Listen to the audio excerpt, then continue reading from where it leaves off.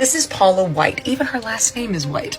Interesting. Who's now the leader of the imaginary Christians are being persecuted in America often. But she meets her first husband, Dean Knight. They get together, they fall in love, they have a child out of wedlock, and then they get married.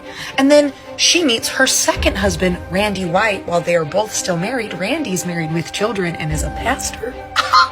And they have a relationship for a year before they finally get divorced and get married. And then Randy and Paula build a ministry over the course of 18 years before filing for divorce.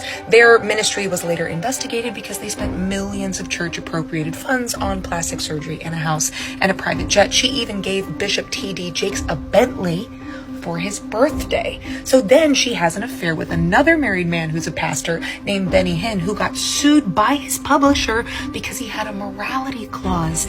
And then she meets a bona fide rock star, the keyboardist for Journey, Jonathan Cain, and they begin an affair. He is also married to his second wife with 3 children. I don't have my Bible, so I'm going to go from memory. Adultery is condemned in the Bible 54 times. As a matter of fact, if you look at Exodus 20 verse 14, it says, "Thou shalt not commit adultery," as part of the 10 commandments that Christians want to put in schools. Do you want to know how many times homosexuality is mentioned in the Bible?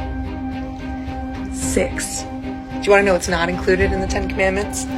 Abortion. But see, Christians have to find a group of people to hate, a sin that's way worse than what they're doing, because otherwise they'd have to pay attention to the fact that they're all cheating on their spouses and condoning people who do. So not only are they not listening to the commandments to love the poor, serve the sick, help those imprisoned, help the stranger and the immigrant, they're also not listening to the ones about the sexual sin they shouldn't be committing.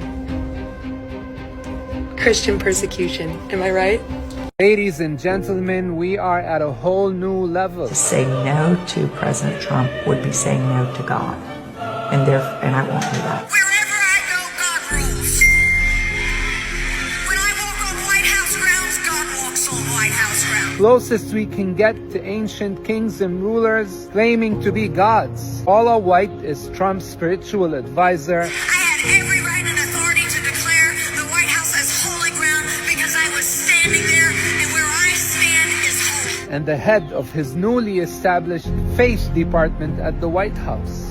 Faith is a great thing, but when you believe you are God's chosen people, your word is divine, while justifying displacement, crimes against humanity and genocide instead of compassion and mercy, then what you believe is evil wrapped with insanity, part of God's plan. وَيَجْعَلَ الْخَبِيثَ بَعْضُهُ عَلَى بَعْضٍ فَيَرْكُمَهُ جَمِيعًا فَيَجْعَلَهُ فِي جَهَنَّمَ أُولَئِكَ هُمُ الْخَاسِرُونَ.